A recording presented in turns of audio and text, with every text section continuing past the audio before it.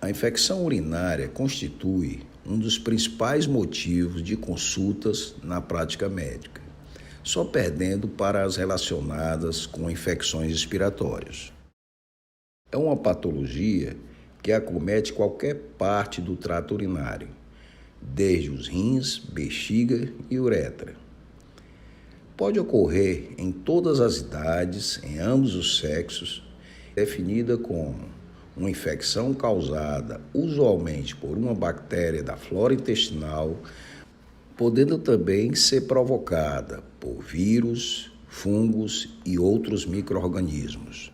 Este gráfico mostra a história natural da infecção urinária de acordo com o sexo e idade. Durante o primeiro ano de vida, devido ao maior número de malformações congênitas, a infecção urinária acomete preferencialmente o sexo masculino. A partir desse período, durante toda a infância e principalmente na fase pré-escolar, as meninas são acometidas por infecção do trato urinário de 10 a 20 vezes mais que os meninos. Na vida adulta, a incidência de infecção urinária se eleva e o predomínio do sexo feminino se mantém, com picos de maior acometimento no início ou relacionado à atividade sexual, durante a gestação ou na menopausa. De forma que 48% das mulheres podem apresentar pelo menos um episódio de infecção urinária ao longo da vida. No sexo feminino, dentre outros fatores de risco, a uretra mais curta e a maior proximidade do ânus com o vestíbulo vaginal e uretra são condições atribuídas para maior susceptibilidade à infecção urinária. Com exceção de crianças com defeitos congênitos, infecção urinária praticamente não é observada no sexo masculino. Porém, a partir dos 50 anos, a presença de patologias prostáticas torna o homem mais susceptível. Instrumentação com uso eventual de catéter vesical exerce fator de risco para infecção em qualquer sexo ou idade. De acordo com o local, chamamos de infecção baixa aquela com invasão superficial da mucosa da bexiga. Infecção alta ou a pielonefrite, onde existe a invasão tecidual de parênquima renal. Quanto às alterações estruturais ou funcionais do trato urinário, considera-se não complicada aquela que acomete pessoas com trato urinário normal, ou complicada quando algum tipo de alteração estrutural ou funcional do trato urinário está presente, incluindo gravidez, pacientes imunossuprimidos, com lesão neurológica, litíase, com ou sem obstrução, aqueles submetidos à sonda urinária ou instrumentação cirúrgica do trato urinário. Chamamos de bacteriúria sintomática uma condição onde a urinocultura é significativa, com a presença de mais de 100 mil unidades formadoras de colônia, mas não causam sintomas. Um episódio de infecção do trato urinário pode ser único, isolado em um dado momento do ano. Pode apresentar recidiva ou reinfecção. Considera-se recidiva a persistência da infecção pelo mesmo agente, surgindo sintomas em até 3 semanas do término do tratamento. E reinfecção, novo episódio depois das 3 semanas de tratamento por outro agente ou outra cepa do mesmo germe. A presença de um conjunto de sinais e sintomas, tais como disúria, dor ou ardência, urgência miccional, polaciúria, a frequência de micções em pequenos volumes de urina, urina mal cheirosa e turva, chamam a atenção para a suspeita de infecção do trato urinário. A grande maioria das pessoas com sintomas descritos são do sexo feminino com cistite. Muitas vezes somam-se a estes sintomas sinais de dor em região pélvica e, no final da micção, gotejamento de pequenas quantidades de sangue. Quando o rim é atingido, chamando atenção para a pielonefrite aguda, o paciente apresenta, além dos sintomas anteriores, calafrios, febre e dor lombar, podendo algumas vezes ocorrer cólicas abdominais, náuseas e vômitos, e ainda apresentar instabilidade hemodinâmica, dependendo da gravidade e envolvimento sistêmico. De acordo com a suspeita clínica, alguns exames ajudam no diagnóstico e conduta. A urina a ser examinada deve ser do jato médio da primeira urina da manhã, coletada em frasco esterilizado após ter sido desprezada a primeira porção da urina, que pode estar contaminada por micro-organismos da uretra. A ênfase no diagnóstico repousa na detecção de achado no exame direto, na fita dipstick e a sedimentoscopia. O exame direto pode evidenciar a presença de bactérias, mas pode também ser duvidoso por provável contaminação periuretral. Um teste positivo para esterase leucocitária na fita é suficiente na maioria dos casos. O teste de nitrito positivo é altamente específico para infecção urinária, mas ocorre em apenas 25% dos pacientes. Na sedimentoscopia, a presença de piúria, medida pela contagem de mais de 10 leucócitos por campo, é anormal. A hematúria microscópica também pode ser encontrado em cerca da metade dos casos de cistite, e traço de proteína também pode ser observado. A cultura da urina continua sendo o padrão usado como critério para diagnóstico de infecção do trato urinário. Considera-se urinocultura significativa quando mostra um crescimento superior ou igual a 100.000 bactérias por mililitro de urina. Esta quantidade de bactérias permite o diagnóstico de infecção urinária em mais de 95% dos casos, desde que não tenha havido contaminação. Algumas vezes, em certas situações, um número menor de bactéria também pode significar infecção urinária, desde que o método de coleta tenha sido por punção vesical suprapúbica ou naqueles pacientes onde a sintomatologia é altamente sugestiva de infecção urinária. Alguns protocolos dispensam a realização de urinocultura para realizar a conduta terapêutica. Em casos de suspeita de episódio de cistite em mulheres jovens, sem história prévia de recorrência, sem suspeita de pielonefrite aguda ou que não apresenta alterações estruturais do trato urinário.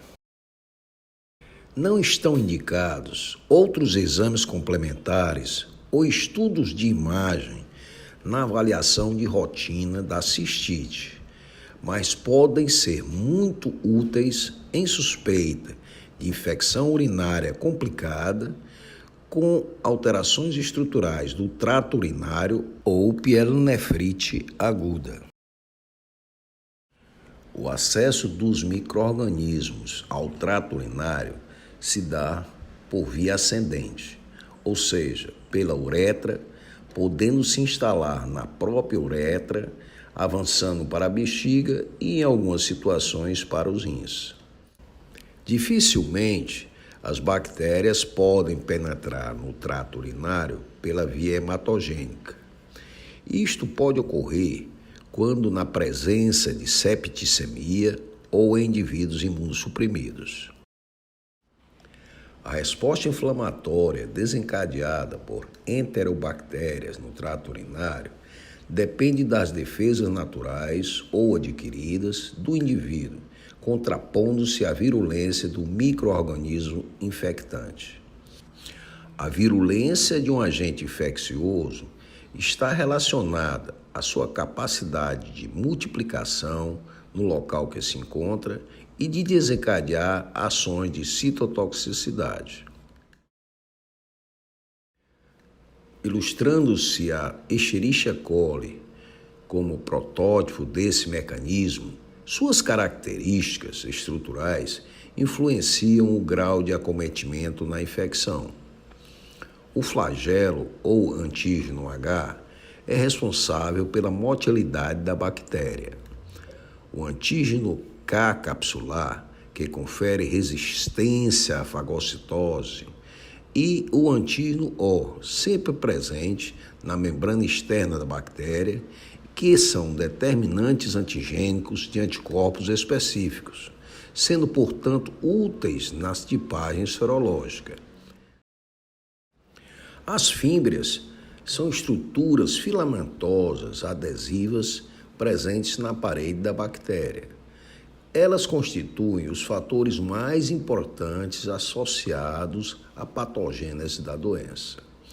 São responsáveis pela adesão da bactéria ao urotélio e transmissão de informação genética a outras bactérias.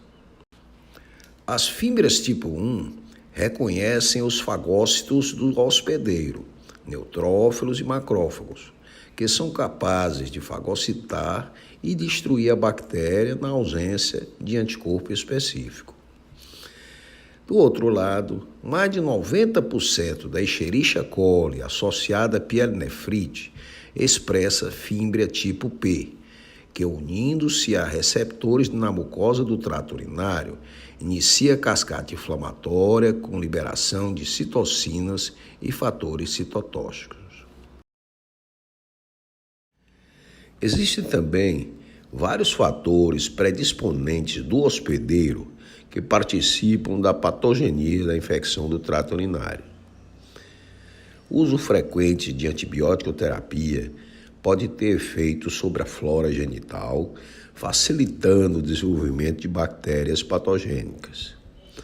A estase urinária, causada por obstrução do trato urinário, também leva a condições propícias de proliferação bacteriana e a própria distensão da bexiga reduz a capacidade bactericida da mucosa.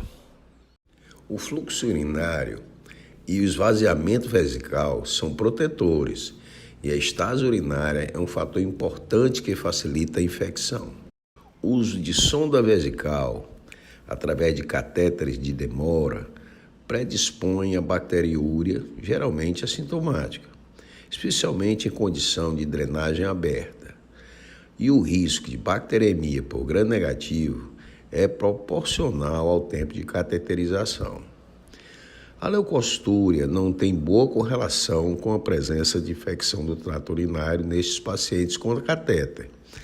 Além de crescerem em suspensão, algumas bactérias produzem uma matriz de polissacáride, ou chamado biofilme, que as envolve e protege das defesas do hospedeiro e também confere resistência aos antimicrobianos utilizados. Adicionalmente, a presença de germes neste biofilme cria um ambiente favorável à formação de incrustações na superfície interna do catéter, levando também à obstrução.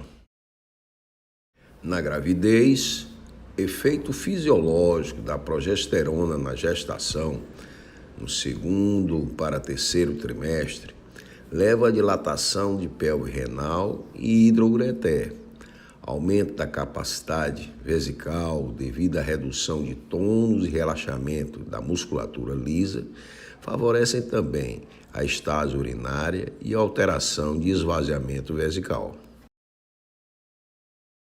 Diabetes mellitus predispõe condições que favorecem a infecção do trato urinário, tais como defeito no poder fagocítico dos leucócitos polimorfo nucleares e a neuropatia vesical, semelhante à bexiga neurogênica.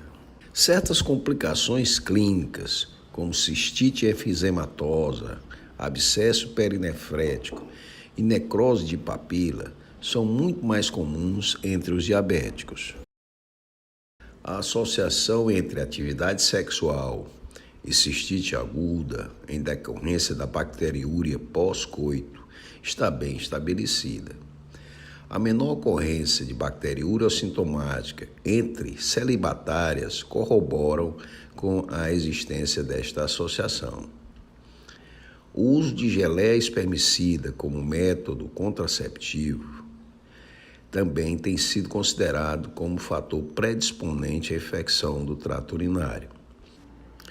A geleia espermicida leva a alterações do pH e da flora vaginal, que podem favorecer a ascendência de germes ao trato urinário.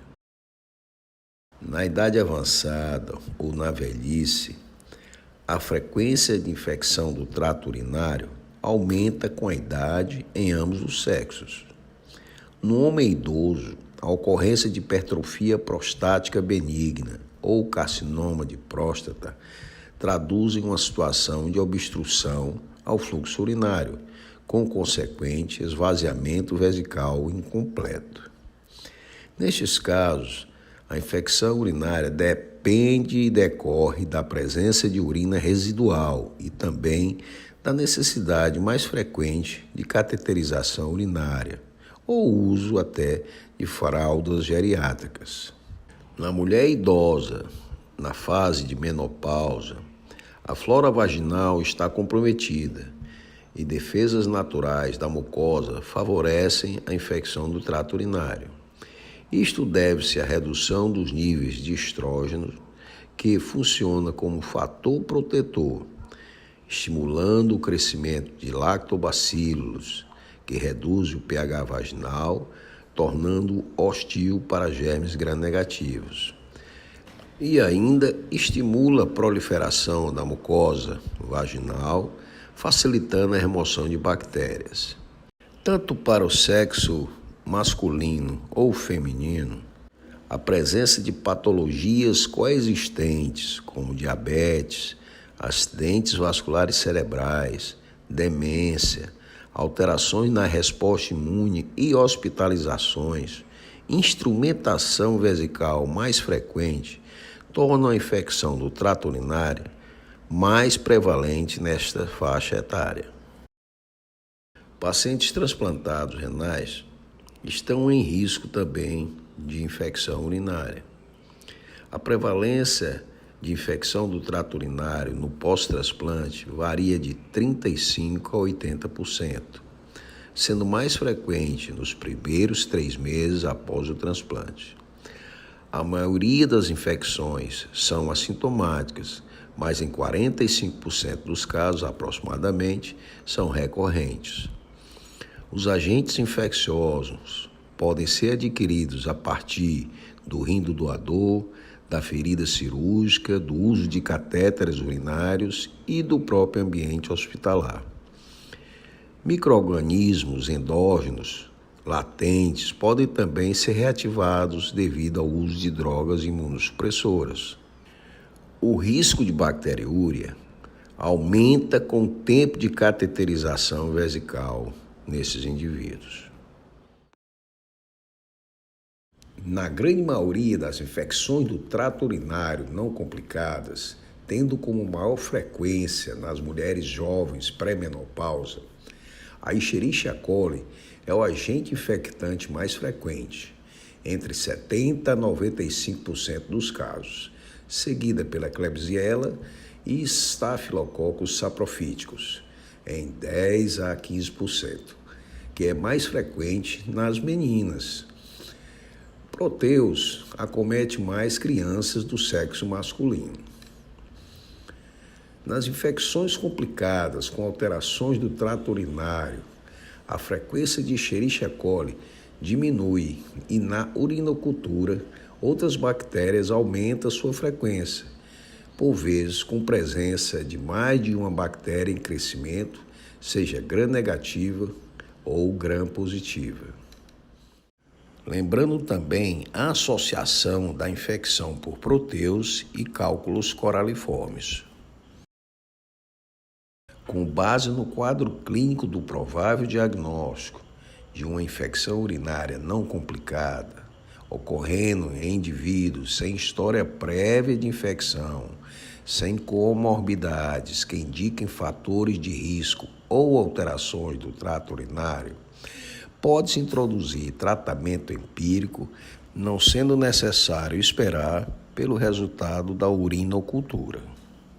A escolha do antimicrobiano deve seguir a experiência local quanto à resistência bacteriana com maior probabilidade de êxito terapêutico. No geral, a nitrofurantoína ou sulfatrimetropin tem sido indicada como medicações de primeira linha no período de uso de 3 a 5 dias. Porém, o uso de dose única da fosfomicina, 3 gramas, está em grande aceitação em vários protocolos de tratamento.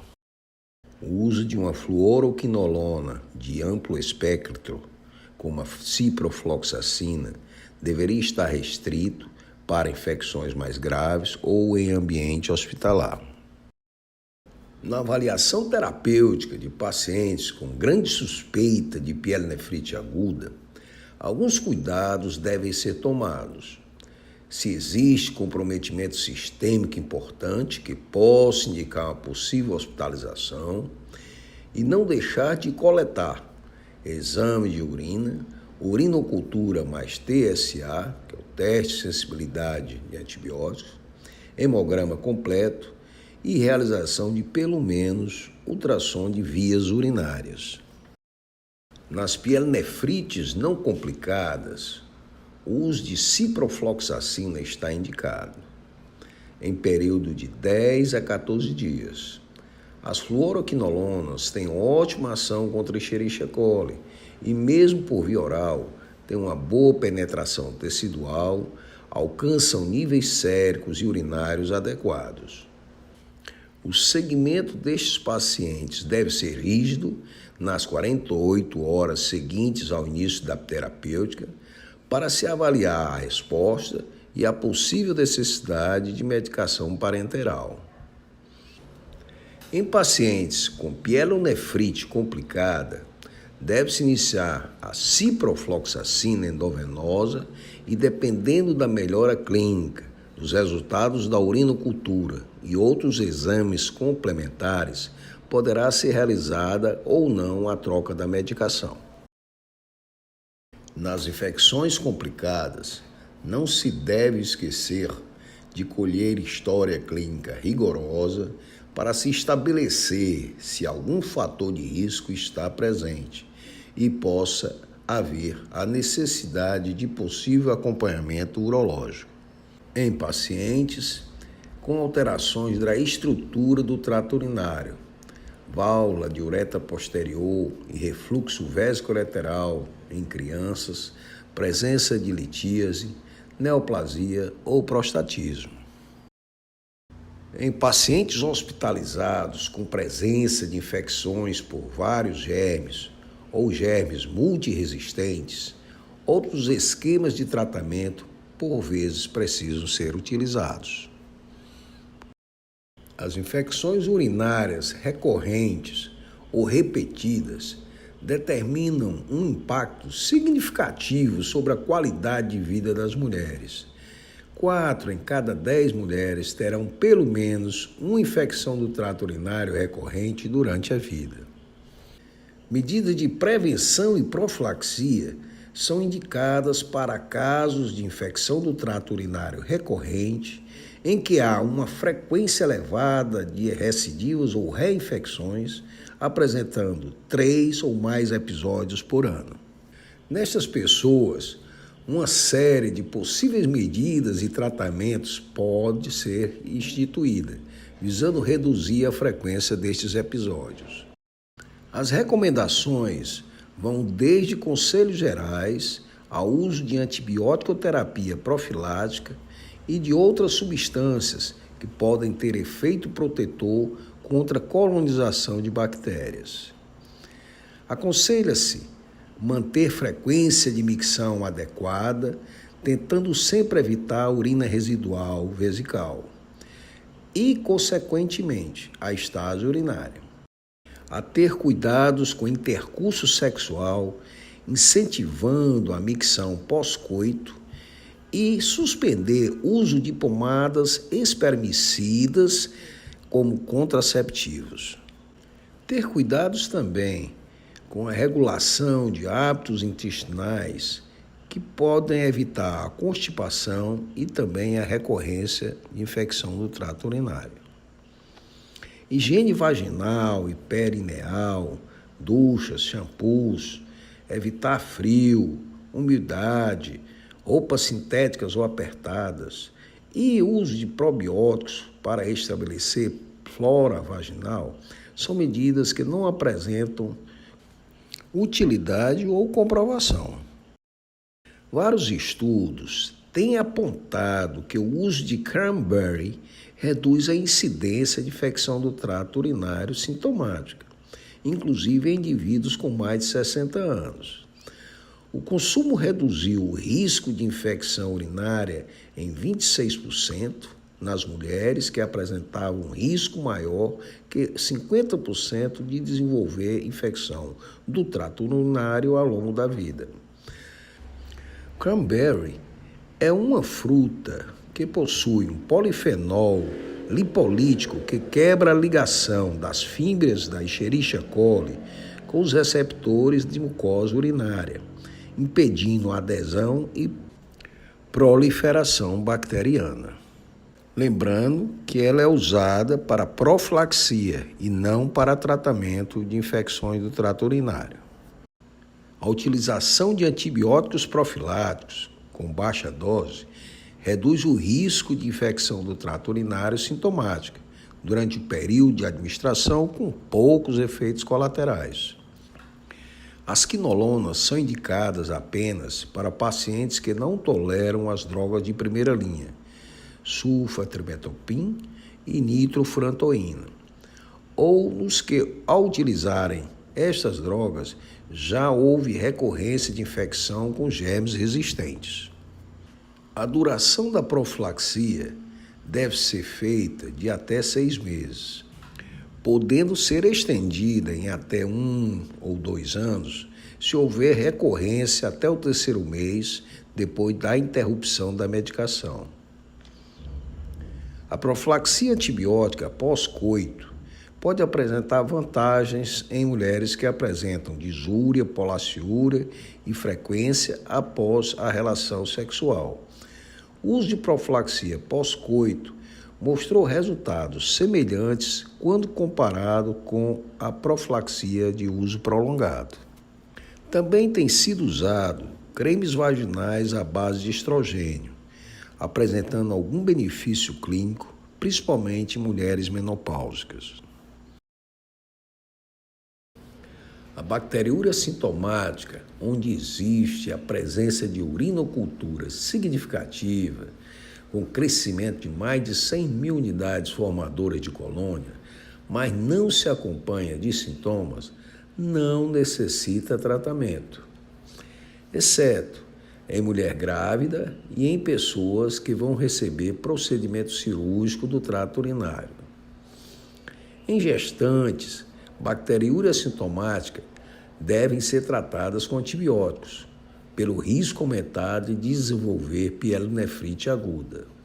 Sem tratamento, cerca de 30 a 40% das gestantes com bacteriúria sintomática irão desenvolver infecção sintomática do trato urinário e 25 a 50% poderão apresentar pielonefrite aguda.